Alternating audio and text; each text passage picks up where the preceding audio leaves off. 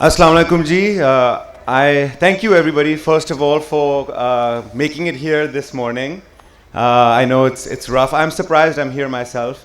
I actually I was telling the organizer, I was like, don't you know filmmakers? We could never be here at 10 in the morning. But thank you for showing up. And before I introduce our panelists, I'm going to tell you a little bit about myself and my journey in cinema. My name is Adnan Malik. I moved back to Pakistan about 9 years ago. Having studied film, and at the time it was quite a taboo. My father kept saying, my son, he's studying media, because there was still a stigma associated with it. And I majored in film, so I came back here and I really wanted to figure out my own place in the cinema history of Pakistan. My generation also didn't really connect with cinema here. My parents' generation did. So one of the first things I did was make a documentary on Pakistani cinema. It was called Bhuli Hui Hu Dastan. It's a feature-length documentary film on Pakistani cinema. It also heavily features Nadeem Mandviwala, and we'll talk about that a little bit later. And it sort of was just it's an archive of what's happened over the last 60 years in cinema. And the conclusion that I came to in the film was basically whatever's been happening. Cinema is sort of a mirror, it's a reflection of what's been happening in our country. So the film was sort of couched like that. And today's conversation is really about the fall and the rise. And so I'm briefly going to talk about the fall, and I think I'm going to let our panelists talk a little bit more about the rise, because we want to be positive here and look into the future. I'm just going to bring up some of the salient points. Something like in 1974, we had 125 films produced in Pakistan. We were one of the top 10 film producing countries of the world. We had good government support in the sense that we had an organization called NAFDEC. There was a lot of forward movement in cinema. There was government support, and even though our films necessarily didn't win a lot of prizes internationally, they were catering to the local market. But there were certain pivotal moments that sort of brought around what is the so-called demise, and I'm just going to touch on them briefly. Obviously, the first one was losing Dhaka as a film center, 1965. Losing East Pakistan, and when Bangladesh came into fruition, we lost a huge film center. So that was, already our market was divided by half. Then Indian films being banned here, and Pakistani films being banned in India, right before the 1971 war. And so before that, you still had films that were playing on both sides of the border, which were from the other country. And then obviously in the 70s, also during Bhutto's time, there was a lot of the Islamization process started. So, you had things like the language riots, which actually, and this is in my documentary, gave rise to the idea of the Tota, which we can discuss later. But, and of course, the PNA movement, in which they started, creating legislation separately for Muslims and for non-Muslims, and which ended in Ziaul Haq's sort of reign when he came in. And the day that he came in, 300 films were banned overnight. Those 300 films, some of them, of course, were promiscuous or lascivious in nature, but a lot of them were sort of political statements that were also banned under the same couch. And another thing that happened at that time was that PTV came up. PTV Karachi had come up, and people sort of moved towards television. Cinema became increasingly peripheral, and Indian films begun to watch. People began to watch them at home once the VCR came in. So obviously, people were still watching Indian films, but we weren't watching them in cinemas. Pakistani cinema had a bit of a taboo, and then films started becoming increasingly regional and in the vernacular. So Punjabi cinema really took off in the whole Sultan Rahi movement. And I think the final nail in the coffin was actually in 2001 when cable television was allowed into the country. Because what that basically did was that people could stay at home and watch about 80, 90 channels for 100 rupees or 150 rupees, and people just stopped going to the cinema in general. That along with, of course, the banning of Indian films. So for the last few years, with the increase in the number of screens, changes in digital technology, which make films easier to make, and policy shifts to let in more Indian films, and the success of a few big so-called nationalistic films, there have been rumors of a revival. The revival hasn't happened. It's a bit like Boy Cries Wolf. And that's what we're going to be here to discuss today. So I have with me two panelists. First of all, unfortunately, I'd like to apologize on behalf of well, all of us, we couldn't have Javed Sheikh here. He hasn't been able to make it. He might show up, but we needed to start, so we're sad about that. But of course, I have with me someone who represents a new generation of filmmakers in Pakistan. Just recently produced a film called Seedlings, which got a lot of attention at the New York International Film Festival, and of course, she's a producer, Meher Jaffrey, and Mr. Nadeem Manviwala, who's a staunch supporter of cinema and the owner of Atrium Cinema and Nishat Cinema, as well as a film distributor. So, nice to have you guys here. Assalamu alaikum, thank you. So I'm going to start with something a little philosophical. What, according to you, is the role and the purpose of having a cinema, a vibrant cinema culture in a country like Pakistan? Adnan, I've always believed that out of every audiovisual medium, cinema still remains the most strongest medium of audiovisual. So, for me, the significance is huge. Now, how do you utilize it? That's up to you. Every nation is utilizing in their own way.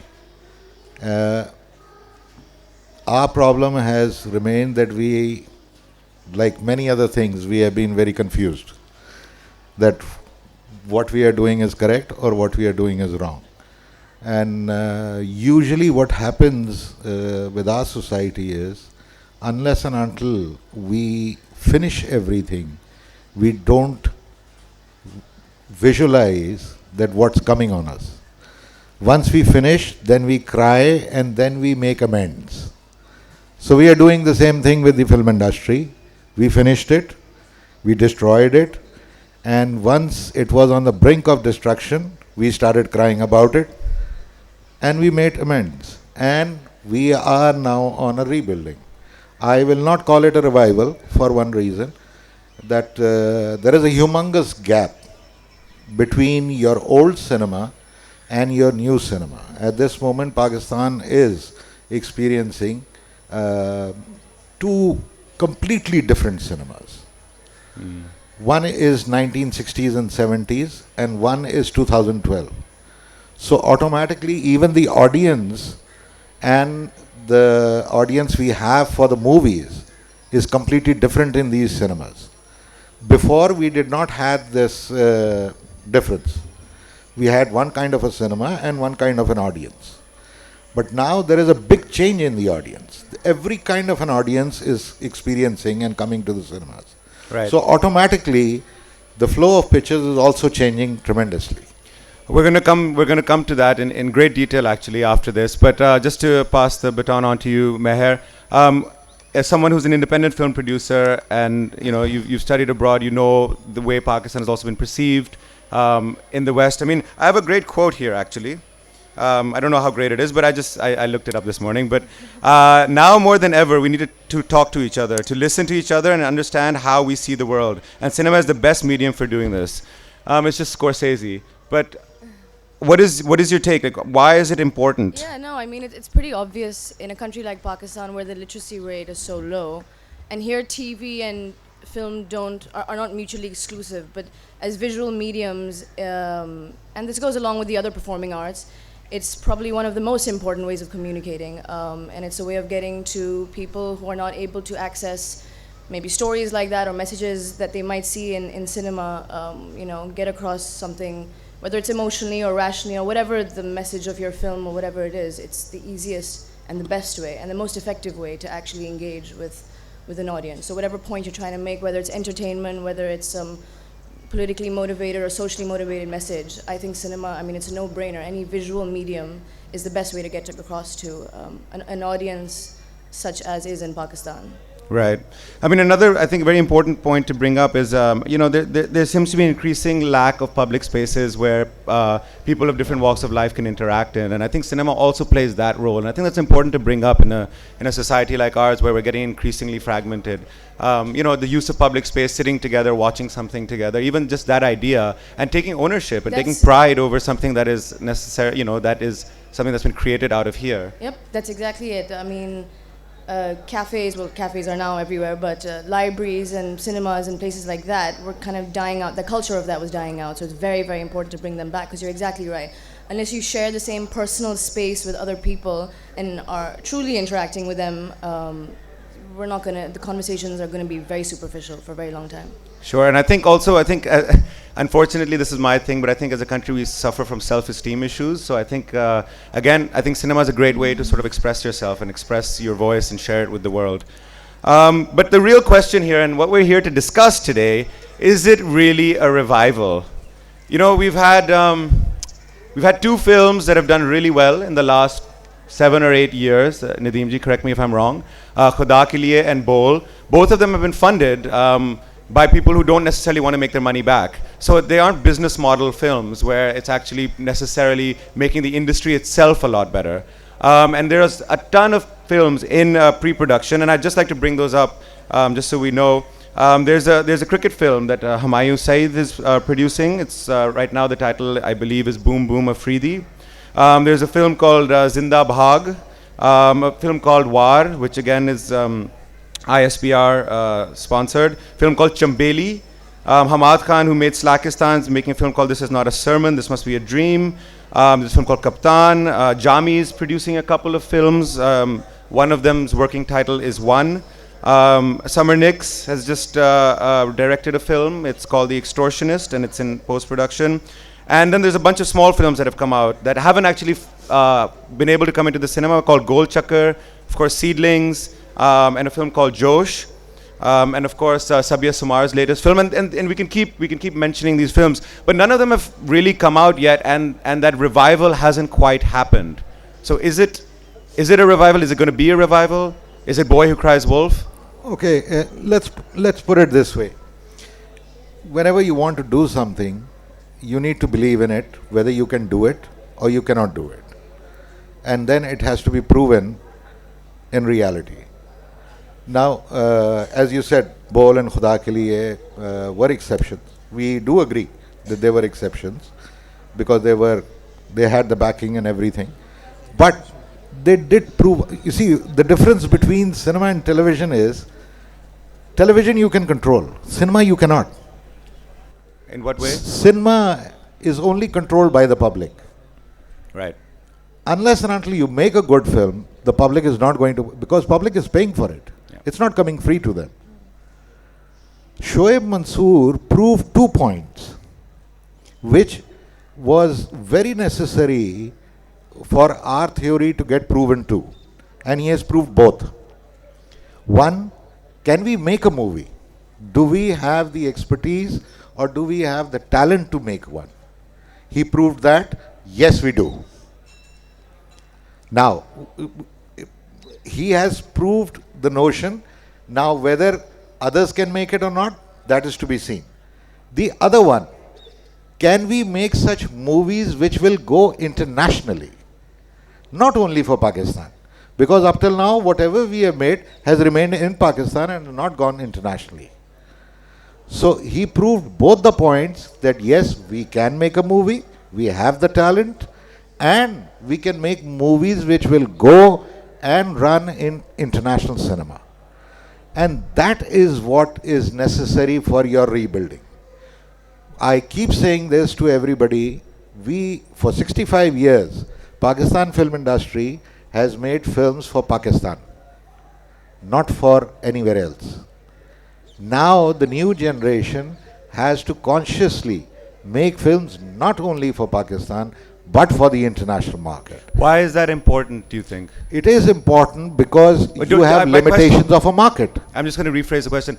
Do you think the first step is to actually make cinema for people in Pakistan and then look to make cinema internationally, or do you think the same film can do both things? I'm not saying to make films for international. Right. I'm saying making films for Pakistan which are acceptable internationally. If you are going to make below standard films, if your quality is not going to be that good, if your content is not going to be that good, then automatically the international market is not going to take the films. Right. Which has been the case. But if your content is that good and if your quality is that good, no international market is going to say no to you. If you are a business model for them, automatically they would like to make business from you. So in my opinion, uh, the rebuilding has started, not the revival, because this is again a new generation which is proving everything. Sure. And speaking of that new generation, Meher, what is your opinion on this in terms of making films? You made Seedlings. What was the audience for that film in your mind when you guys went in to produce that? And it hasn't released here, but you have played it in festivals abroad. So to add on to what Nadeem Saab was just saying. The audience for the film was, it was always intended to be for Pakistani audiences. And I remember when we were going Also, or first, or I'm just curious, as a producer, what were you looking? first, always first. Yeah. It's a huge market. It's a whole country. So you're gonna find it doesn't have to be typified by a certain. So in the beginning, when we were making it and we were looking for sponsorships or we were looking for some distribution interest, beforehand we were told a lot that it doesn't fit the Bollywood formula. So it's not gonna make it. So that kind of, that's very, I'd say, backward thinking in the sense that there's so many different markets. You have Charles and Keith over here. Doesn't mean the masses of Pakistan is going to go into making that store successful. There's a certain market that you have. I'm not saying Seedlings is a Charles and Keith, but there's different. The idea is that you have to be smart enough to know how to market your film and who to market your film to, and you have to know your audiences. So I'd say our audiences are pretty much a lot of the people who are sitting over here. Right.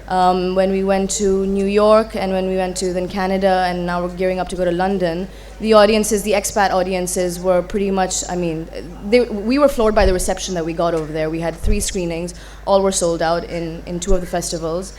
And so to that just kind of legitimized or was gratifying in a certain way because we'd worked so hard to try to get it released over here, and it was really kind of very disheartening to see the response here, because the thing is that you can make the film, but to get it to the audience, there's a big void. Yeah, there's a big thing blocking your way. That's the distribution industry. And the few people that are controlling the distribution industry, it's not about them either. It's the economics of how many screens there are and things like that. But so to get through that barrier, it's very difficult. So to have it go abroad and have it internationally recognized and win the awards, that's all amazing. But the idea is to have it released over here. And we had that chance last week in Lahore because the Lums Film Festival, they invited us. So it was like our homecoming, and we were thrilled. And we had a wonderful reception over there, and that just kind of brought back the whole energy, because it's been really tiring trying to do this, and we keep being asked on our Facebook page, we keep getting like गालियाँ मिलती हैं हमें, you know, you like to go to London, you like to go here, you like to go to New York, but Pakistan, when will you release it here? Right. And that's the biggest question. How can we do that? Well, I think we're going to approach that question in a little bit, but I want to come back and ask Nadeem, someone who's the owner of a cinema, and whether there should be a mandate for Pakistani films to play here. We can figure that out right after. But what I want to ask you a little bit is, and what you mentioned, is about the economic side. Let's really talk about the business of cinema. Because I know that you're a big proponent of sort of supply side economics here, and the role that Indian films have had in terms of potentially improving our own cinema scene here. Well, Adnan, you'll be surprised. Speak up a little bit. The last 2 years, we have taken out the percentages. 57% contribution came from the Hollywood films. 43% was Bollywood. So don't make it that big that Bollywood is only the only thing which we are considering for. It's the quality of films. It's coming from both sides. Okay. It's not only Bollywood that the audience. Yes, Bollywood does have a larger audience. It's because of the language as well. Because of the and language. The shared cultural there's a big, heritage. but it's more effective in other areas rather than in the metro cities. As far as Meher's question is, you must try and understand, when you go abroad in a very developed infrastructure. Now getting things done there is very, very easy.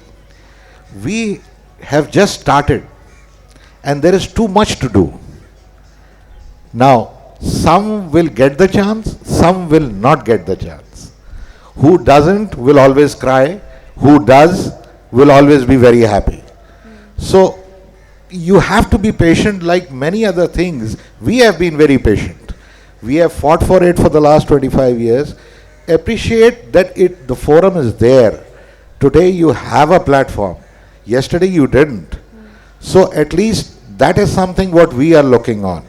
Yes, we are trying. We are creating a platform for every filmmaker in the country who is experimenting on digital media.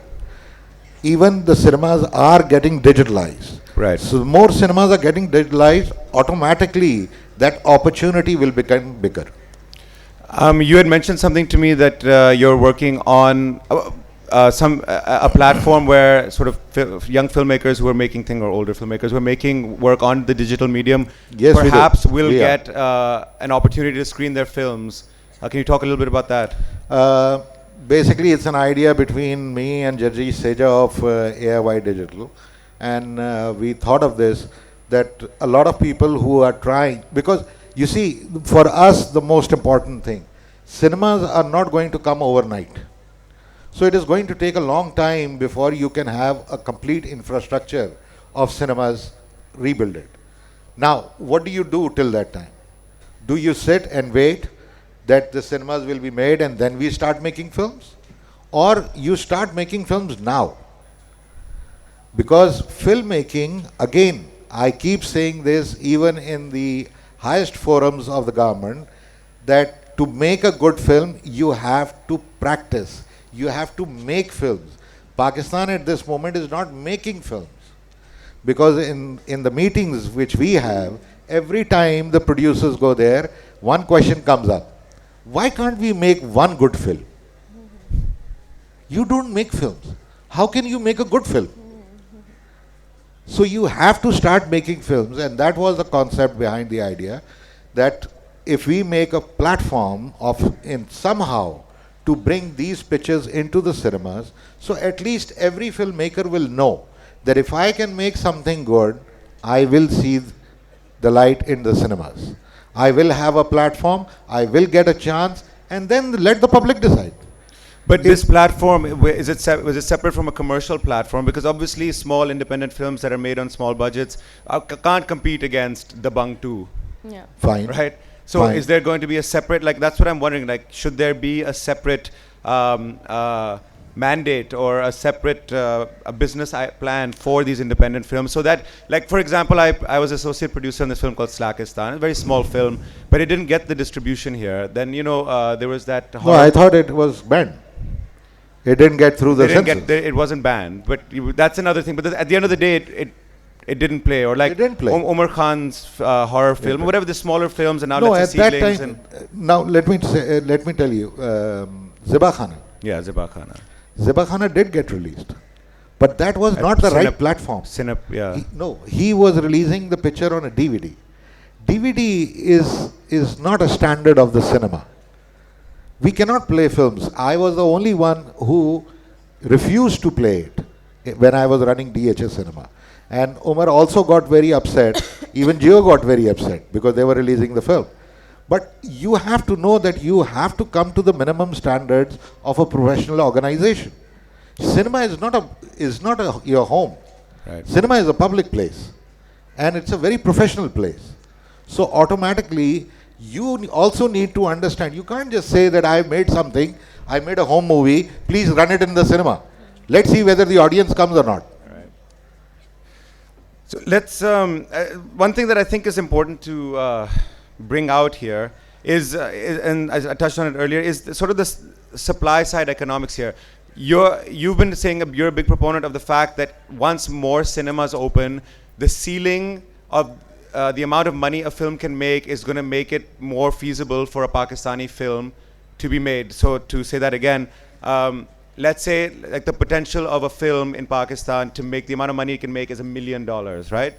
If it can make $1 million, if an Indian film or a Hollywood film in Pakistan can make $1 million, then it's feasible for someone in Pakistan to, let's say, invest $500,000 in a film because they know that potentially they can make $1 million back from that film. So how important is the construction of new cinemas, and how is that helping the potential market for Pakistan? Because I think you believe that once there are more Let me tell you, screens... the maths is very easy for everyone to understand. Please, because I'm tripping over my words here. If you make 1 rupee in the first week, you will make another rupee in the entire run of the film.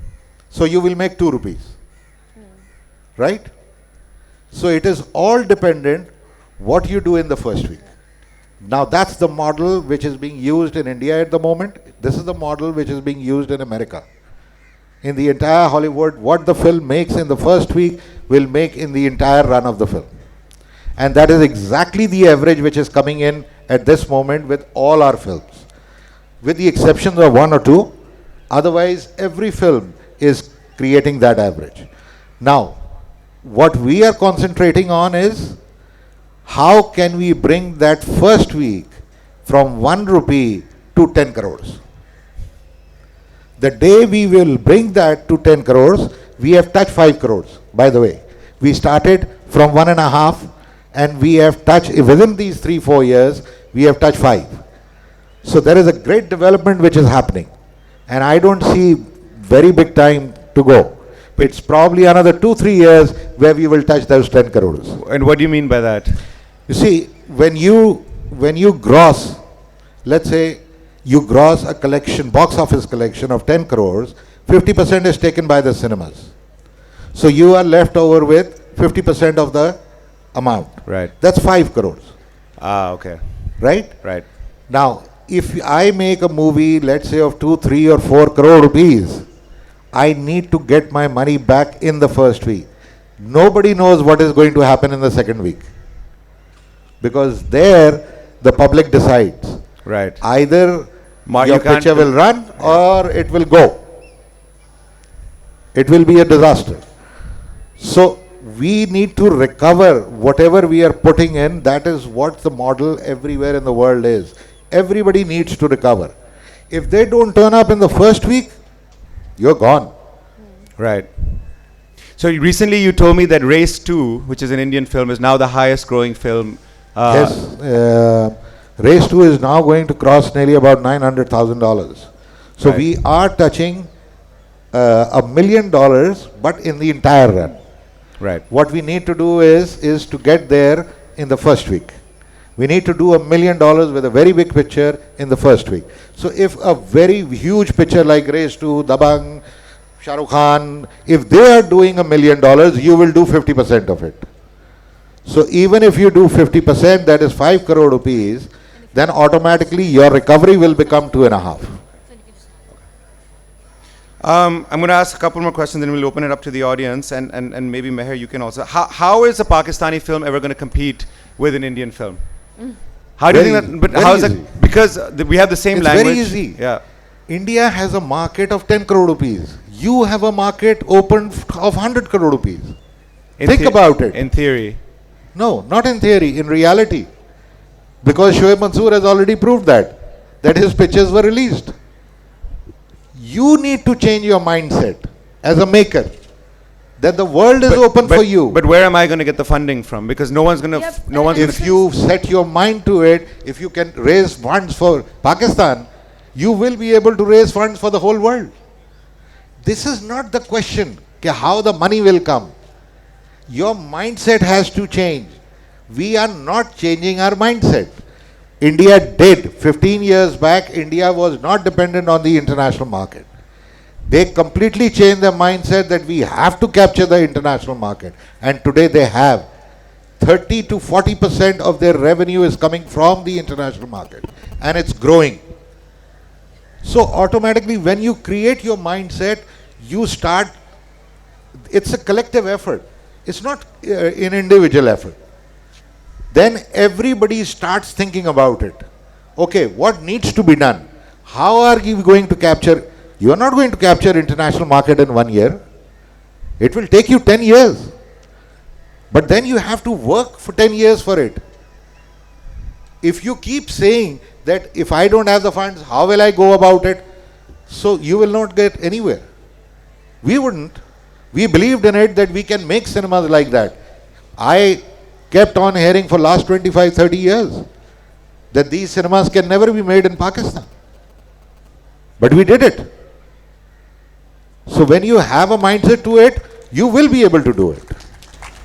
But I Thank do you. want to add that films like Bol or Khuda Ke Liye, like you mentioned before, they're not they shouldn't, because money is of course a concern with films. I mean, TV is different, but money for films is the biggest concern. And the only way a film can make its money back in Pakistan is by people actually going to the cinema, Yeah. not through music rights or DVD rights or television Yeah, rights or any of those exactly. things. So But with those films that you had mentioned, for example, and that you mentioned also, they were not governed by purely, let's say, market forces, or they were Right. not commercial films in the truest sense, because they were subsidized and they were patronized by the industry at that point. And so all the marketing prowess that goes into that here and in India, that makes a huge difference. But having said that, if it wasn't for those two films, I don't think the Pakistani cinema would even be a question in people's minds, because they did pave the way. So that actually brings us back to the question that maybe some form of subsidy. I mean, this was a very commercially backed film with a very, let's say, pointed point of view, and the people who were backing it. That's fine. But it was a subsidization or a patronization of that film that led to Pakistani cinema being opened up to international audiences. Sure. That maybe let Seedlings also facilitated something like facilitated Seedling. something or the other. Yeah, completely. There's a lot we can talk about, but I think we should open it up for questions. And do people have questions so we can get the dialogue sort of moving forward? Is there a mic? So I think over here.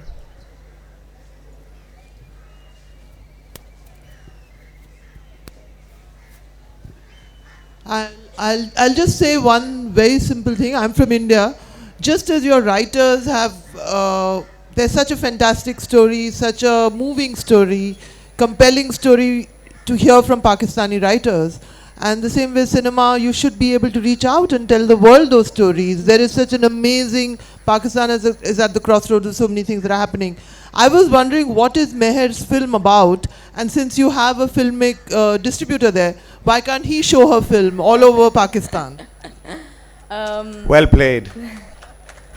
The film is it's a drama, and it's about a couple who lose their child in an accident, and it opens a year in the aftermath with the husband and the wife dealing with the grief of that, and the third person who's responsible for the accident. It is a character-based piece. When you have very limited budgets, you tend to go for character-based pieces rather than the theatrics of something else. So that's what the film is about. And as for the second part of the question, I think I'll hand that over. Yeah, why hasn't this film screened yet? Before we started this, Meher and Adnan and I were talking about it, and Meher said that you have been very busy and I have been trying to get a meeting from you, and whenever I call, you're not there. So this time I told her that, Meher, please don't take a time, just come. And we will sit down and we will talk about it. So we are still waiting for that meeting to happen. So as soon as that meeting happens, probably the things will go forward. If we could pass the mic on, where just I think you should just keep passing the mic afterwards. And just move Hi, this way. I'm also from India, and I have another question. Actually, two questions. Because you mentioned the fact that Indian films are doing very well abroad because of the fact that they've gone international. I just want to clarify one point. It's not that they're accepted by the mass audiences in the US and the UK, but by the NRI audiences. They're being made largely for the thousands and millions of Indians who live abroad.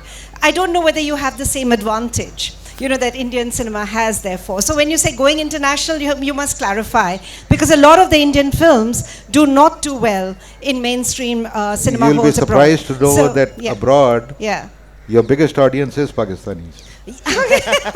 Okay, so that brings me to my second question, which is that, it always makes sense to do collaborative cinema. And I think wherever we've had examples of Pakistani writers, well, I'm not sure about writers, but certainly actors, going there and working there, it's been very, very successful. So, I mean, maybe to start with, couldn't there be a major platform, or is that something you don't want to see happen that often because it doesn't really help you, in a sense, bring up the industry here, the local industry? And by the way, I loved Slackistan. I would like to give you an answer on that.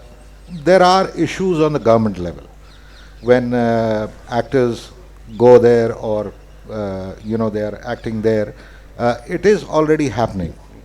Maybe it is not happening on a large scale, but actors are working there. Javed Sheikh Saab, who was unable to come today, he is working with there. Speak into that. And also, some of our very prominent singers are doing a lot of job there. So that is already started. And that's the opening I was talking about. That opening was never there for last 40 years. People from here could not go there, people from there could not come here. So that's a great advantage. And let's utilize it. Just not let go with it that they can come here but we cannot go there. You have to keep your mindset to this, that if you are welcoming them, they are also not saying no to you. They are also welcoming you. Nobody is saying no to you. But you need to go there and work for it. Nobody is going to come and take you there. Sure. And you'll be surprised. That was the first demand of our film industry, that Indian film industry should invite us. Now that's where we are wrong. That is the mindset where we are going totally wrong. Nobody is going to invite you. You have to go there, you have to make your presence felt, and by your work, they will appreciate you, and they are doing it. Right. I think another thing also I'd like to add, and you said, is that something that you feel uncomfortable about? I mean, I'm a big fan of where Indian cinema has gone, but I do to a certain degree think that we need to develop our own sort of cultural ethos, and I think it's important to do that also because the marketing machine behind Indian cinema has become so strong that we were constantly inundated by it, and there's a cultural tussle happening here, where at one there's an increased religious polarization, at another level like everyone's watching Indian cinema with all its color and its dancing, and the moral compass is slightly different. Unfortunately, it is what it is. So I think it's very important that we also focus on what's important to us. So some of it should be done indigenously. And I think our strength is basically social drama. And I think that, and a lot of that is coming out in our television, and that's evolving itself because we have had a strong ethos in the past. And I think it's time through cinema that we redefine who we are and present ourselves to the world.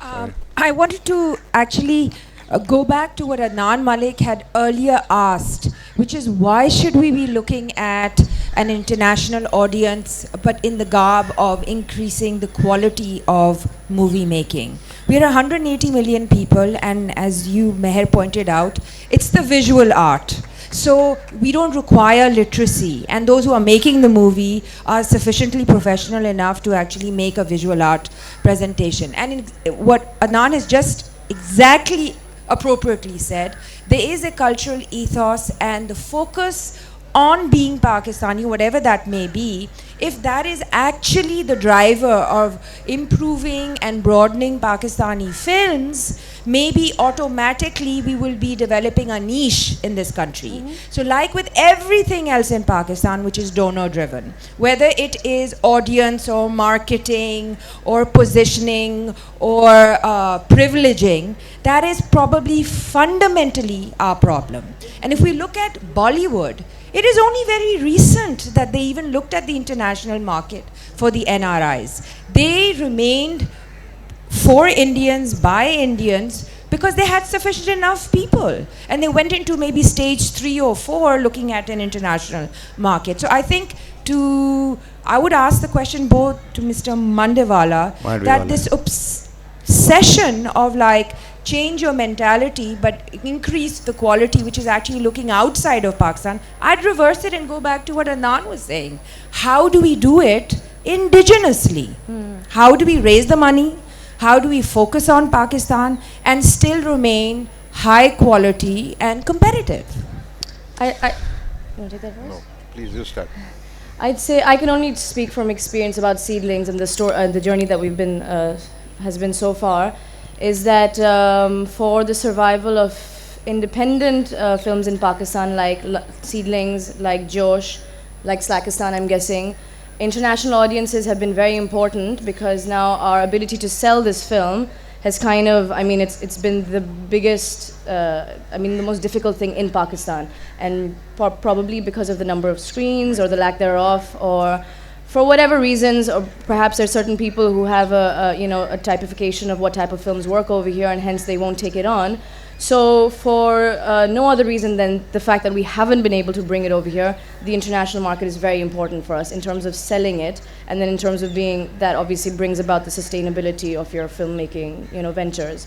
But I'd say within Pakistan, you're exactly right. Unless we put films out like this, we will never be able to develop that niche that we can then evolve into a different type of film than the film that has, again, been typified as what would be the only type of film to work over here. And then you're going to perpetuate that cycle. Then there'll only be films with guns and violence and terrorism and things like that, which is great. That's entertaining. That makes for good quality cinema. But there are other audiences also. I'm personally one of those people.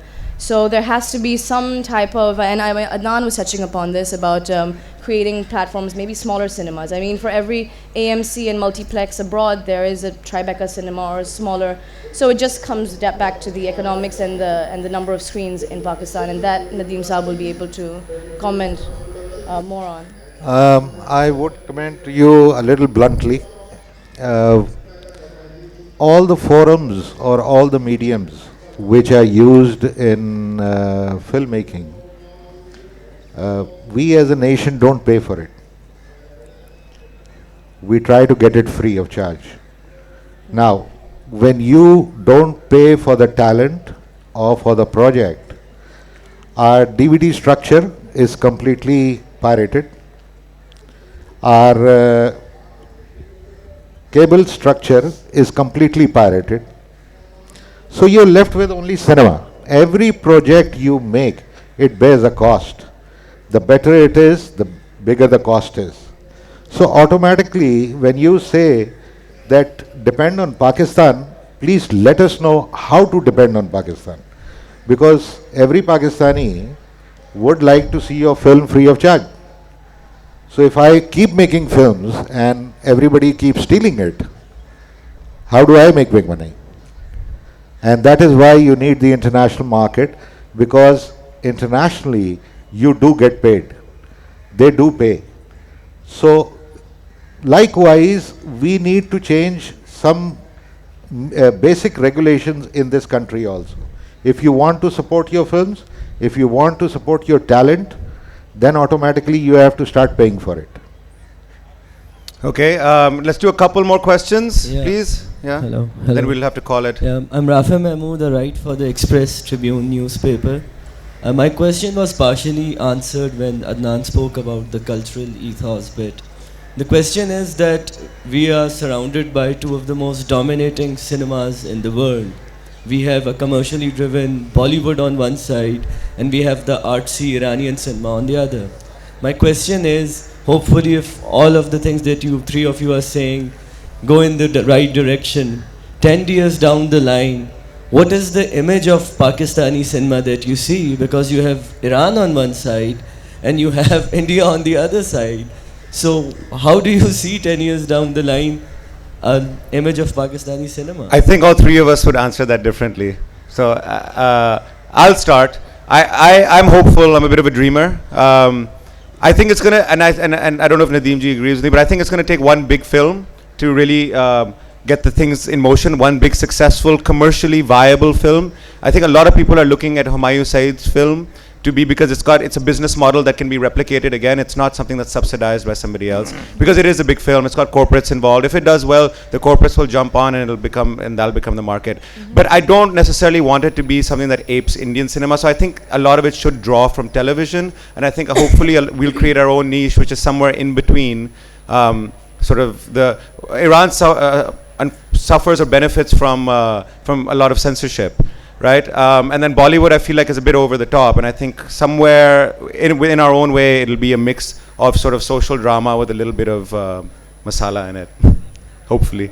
But I do think it'll come up. I do think, I mean, and when we have people like Nadeem ji, who's really a big supporter of cinema, I think with more screens opening up, I think Pakistani cinema in the next 3 years, we should be producing about at least 10 to 15 good films. I'm hopeful. I think in 3 to 4 years, yeah.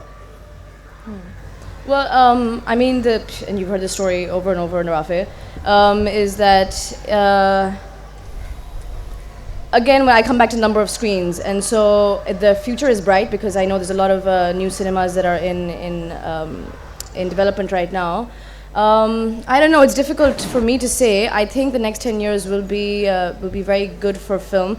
Making the film is the easy part. Getting it distributed is the hardest part. So that's not something that I know or I can predict as how the distribution industry will pan out. And then with that comes marketing. That's huge. You cannot have a cinema industry that doesn't know how to market the films. The cinemas just won't be successful. So I think it really just comes down to the distribution and the marketing industries and see what type of films and a lot like with the funding that Adnan said, if corporate sponsors begin to, like he mentioned the Humayun Saeed's film right now, that will be a very, very big commercial hit in my opinion. It's about cricket. The country is craving watching good cricket since they're in real life, they're kind of a bit disappointed sometimes. So that's going to be a really, really good film that's going to come out. So sponsorships, things like that. Now, if sponsors can move away from, not move away, but also include other types of film, then the future of Pakistani cinema is bright. But it just comes down to how many screens will pan out over the next 5 to 10 years. My would be very differently put. I take very similarity between the markets like India and Pakistan. There is a big similarity between England and America. England is a very small market. America is a very big market. Pakistan again is a limited market.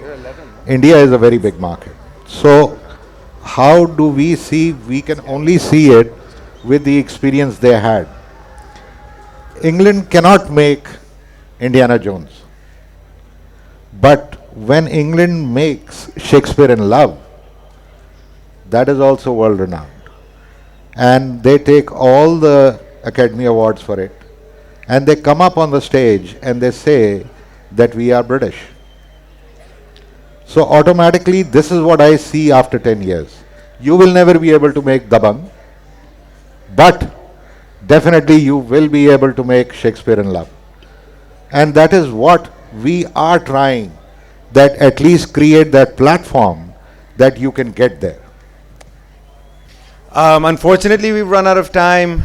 I wish we had some more time. I want to thank everybody. I just want to say a couple of things. Just want to thank the Citizens Archive of Pakistan. They put up some posters. We did a project recently of Pakistani cinema art, and those posters are put up there so you guys can appreciate them. And also, the volunteers, they have a DVD of the documentary I made called Bhuli Hui Dastan. I bought 30 of them just to give away. So if you'd like them, you can just talk to her. And final words. I'm cutting you out. I've asked Adnan that 8 years back he made this documentary and he needs to make another one now. But I would like to know, what will you call it now? It's not Bolivia anymore. It's not. Something hopeful. I'm sorry, we don't have a...